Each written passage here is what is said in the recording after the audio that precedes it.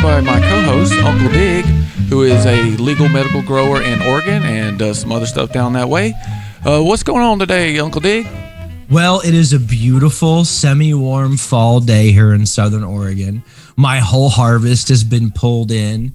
There's some nice cloud cover. We had a rain a couple days ago, and that cleared out almost 99% of the smoke, so I am breathing free and clear. Yeah, it is nice, and the weather is kind of cleared up here. We had some rain and kind of getting that fall windstorms coming in, and really kind of looking forward to Halloween. And I'm just kind of thinking back to when I was a kid. We used to have a fall festival that we would go to down in Uriah, Alabama, and on a farm they would have hay bales, and kids would run around and have fun, and you know, they'd have that bobbing for apples and all the pumpkin carving contests. And then at night, old dude would hook his trailer to a tractor and throw some hay in there, and we'd go riding around on a haunted house hay bale ride. And it's just really nice to think back to that stuff and kind of get reminiscent, because it's not really going to be like that this year.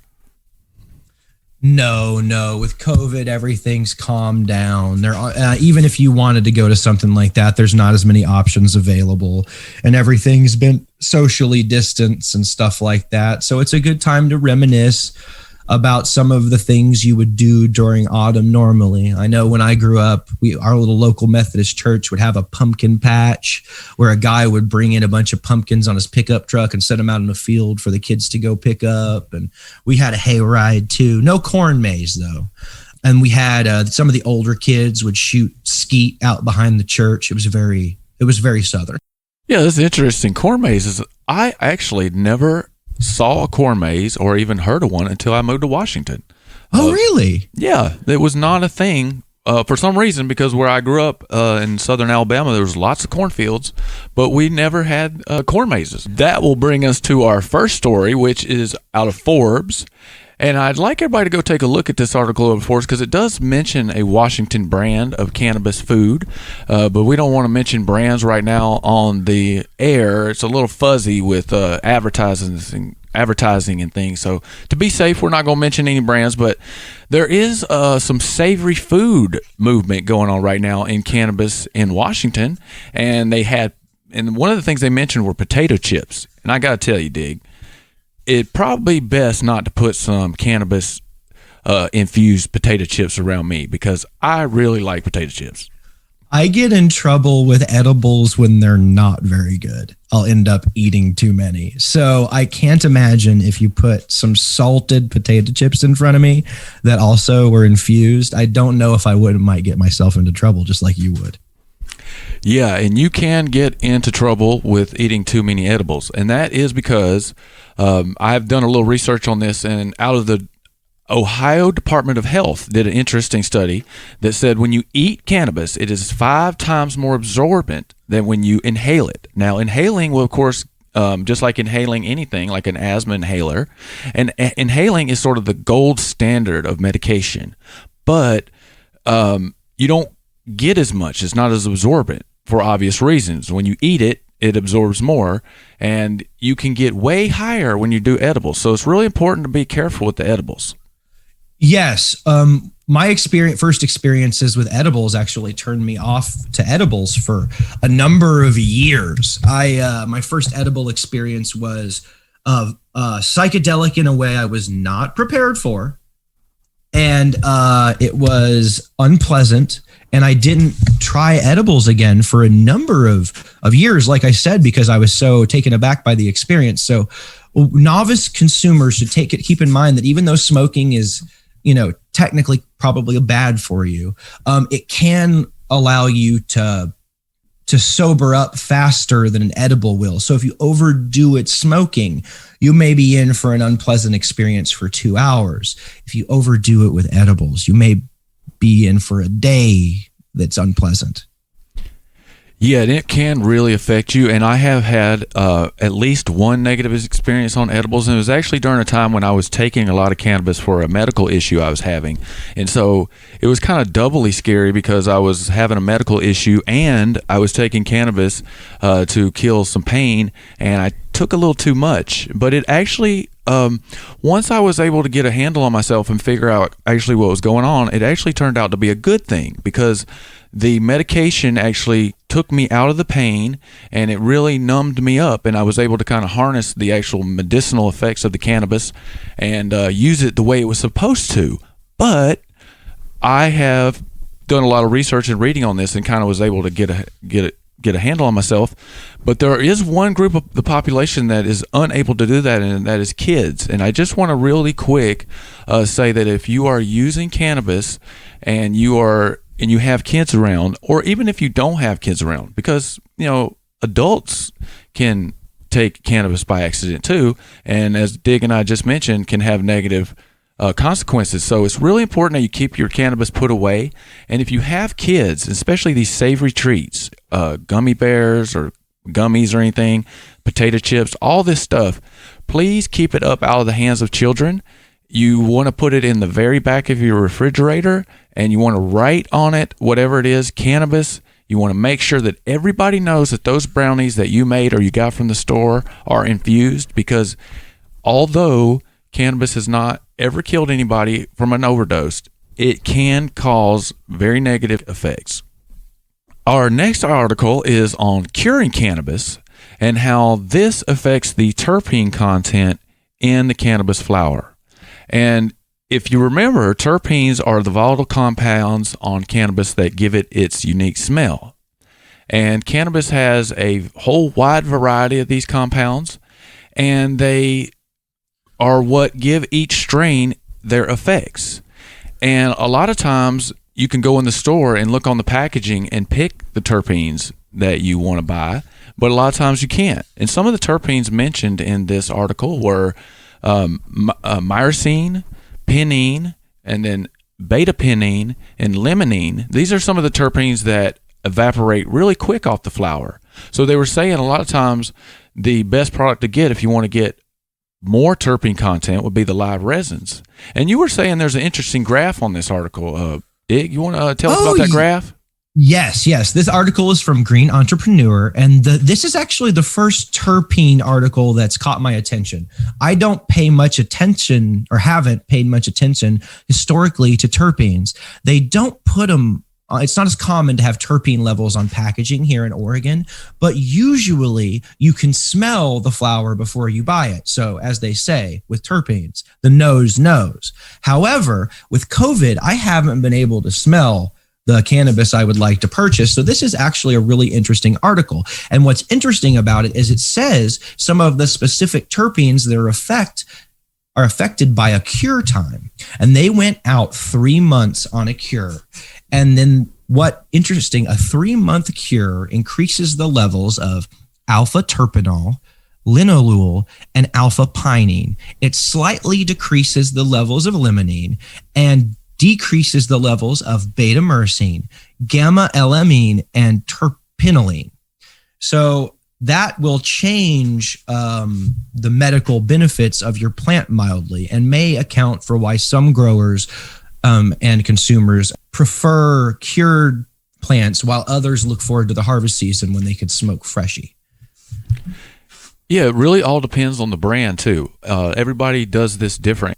And I would say to the listeners, go out there and research some of these terpenes, and you can really get a different approach to using your cannabis. And you can say, hey, if I want to go to sleep, maybe I want to have a little extra myrcene, or if you want to be uplifted, you would be wanting something more like a limonene. And so this is where the sativa and indica effects kind of come in, is between differentiating between these different terpenes. And I think what we should do is have a terpene expert in to tell us about some of these, because I cover these in some of the classes I teach, but they really it's really hard to get it into on the radio as far as all the effects of all these different terpenes. So let's look into having an expert on, Dick.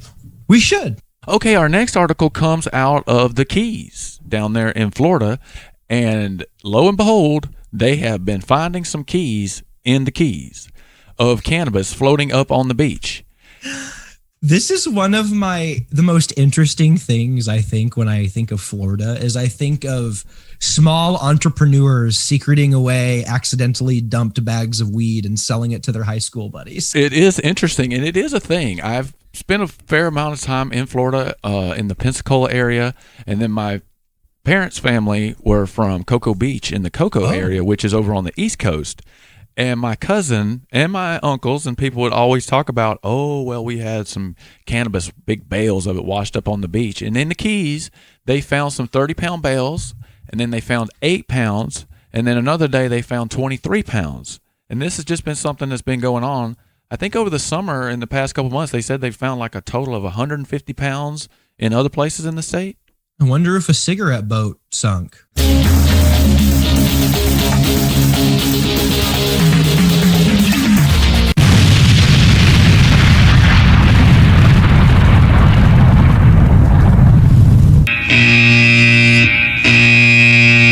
Our next story takes us back to the South, and this time in Memphis, Tennessee, but it's actually West Memphis, which is in Arkansas. And we talked about 2 weeks. Arkansas is having a boom right now in the cannabis industry. $140 million sold just this year. And now they're going to open up another cannabis store in West Memphis. And if you've ever been to this part of the world, you're driving through Arkansas and you get into a little place called West Memphis, and then there's a bridge, and then boom, you're in Memphis, which is in Tennessee. But right over the border, they have 3 medical cannabis shops open there. And Arkansas sort of has a unique way to regulate cannabis. They've split the state up into zones.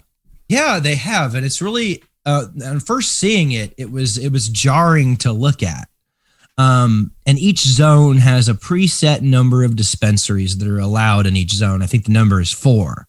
And this is an older thing from the article, and it says that it should be available in April. And it looks like that this newest dispensary that's opened up, we're not going to say the name because we're on the radio, but it's in that part of West Memphis, and they're excited to open. It looks like they have community support, which may be unusual in some of these redder states. Yeah, and this is a really interesting trend that's going on because Florida passed medical cannabis, and Mississippi is about to pass medical cannabis, or they're going to try to. And Alabama, they have passed medical cannabis, but they haven't implemented the system.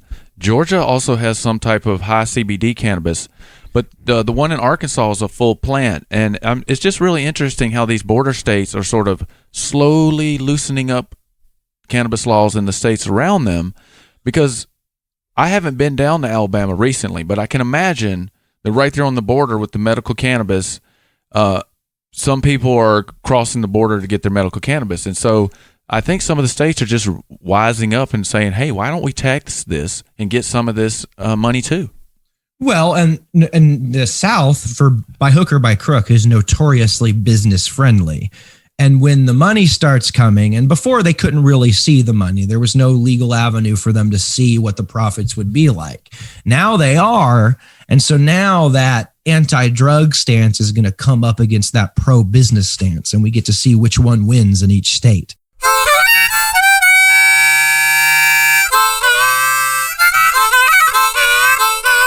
Uncle Dig's garden update. Hi guys, it's 9/19/2020, and this is Uncle Dig with a garden update. It was in the low 50s when I went out to do my garden chores. It was overcast, but the air was clean. I didn't water this morning, but I did rinse off my plants as I have every day since the fire started.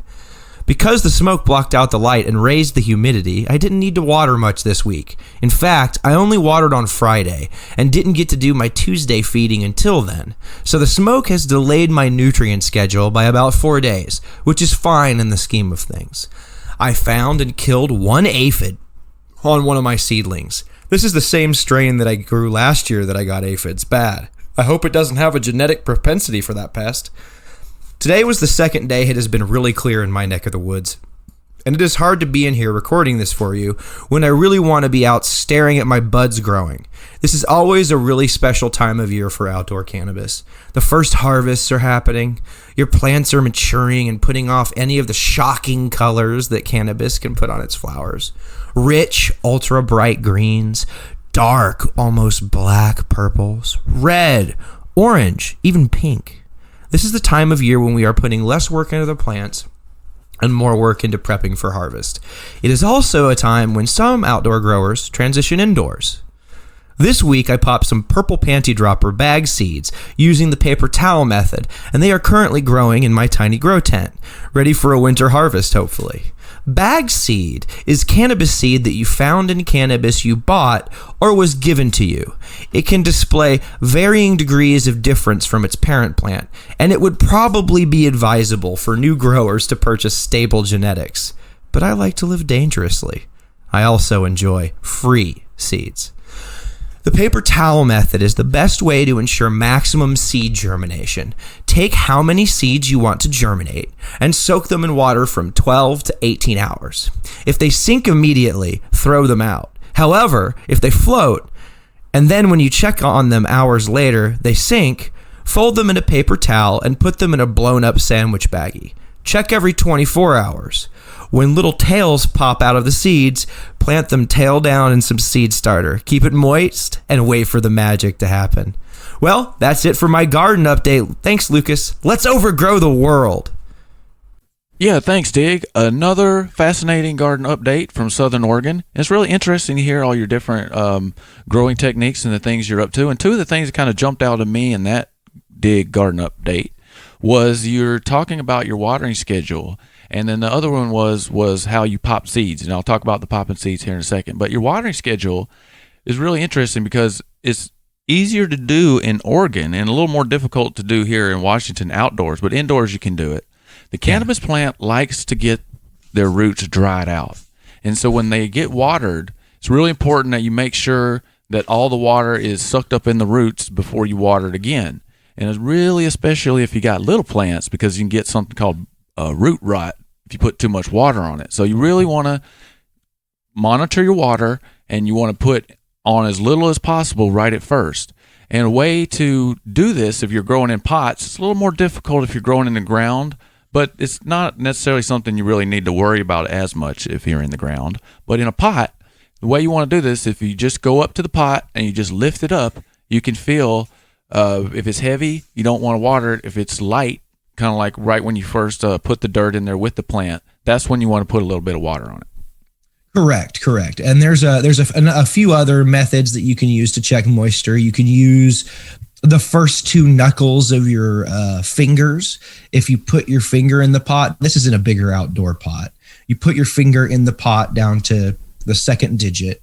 And if you don't feel any moisture at all, it's probably time to water. But if you feel moisture down there, it might be a good idea to wait.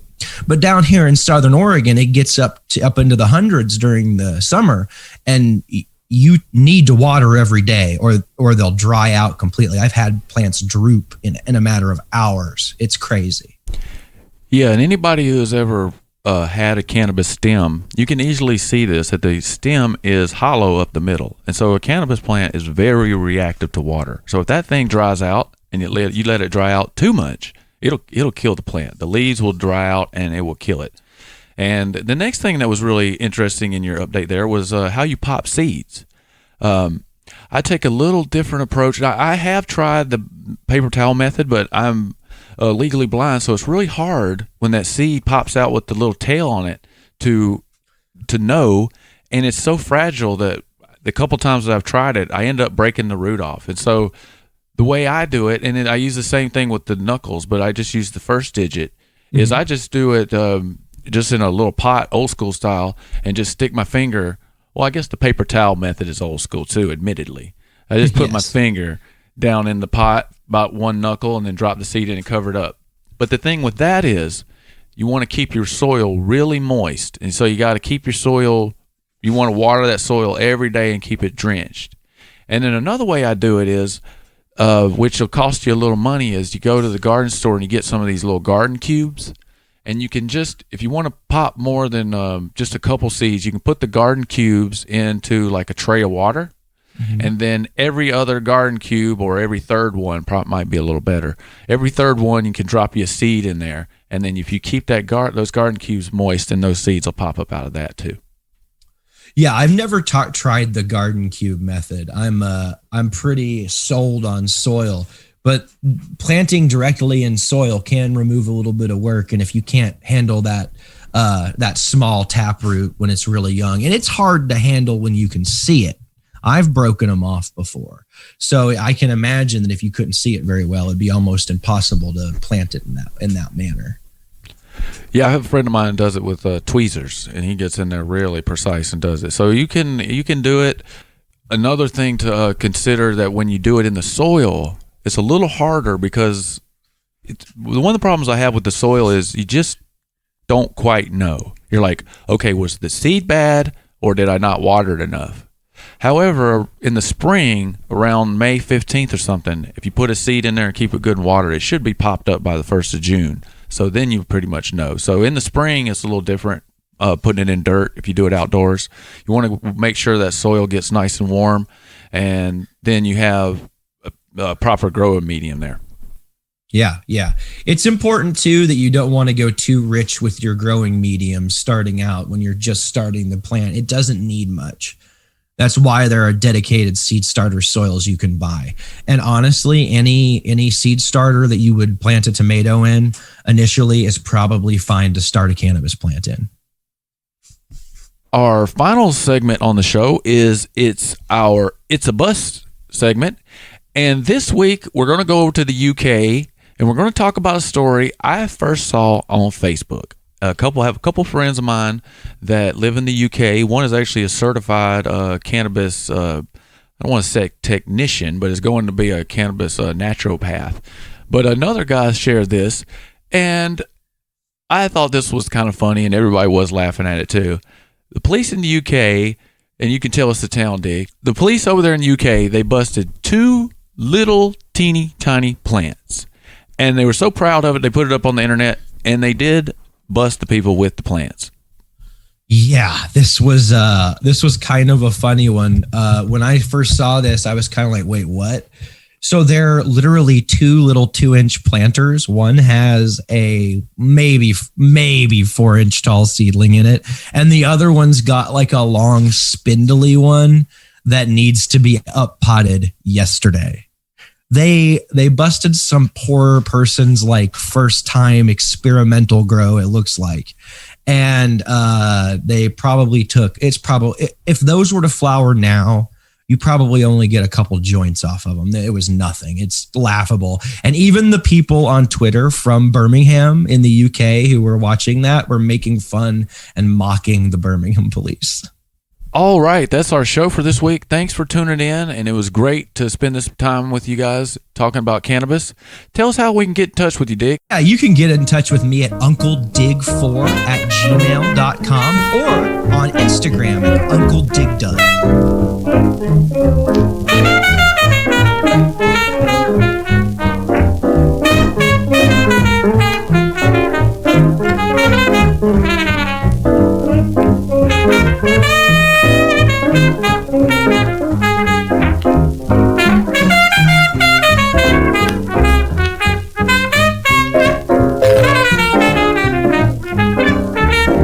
This is Cannabis Corner, hosted by Lucas Barfield.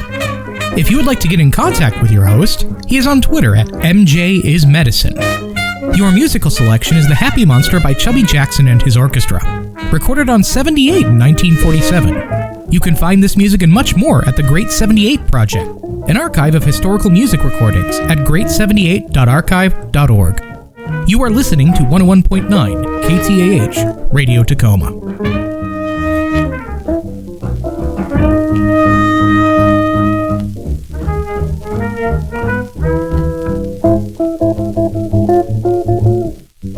Thank you.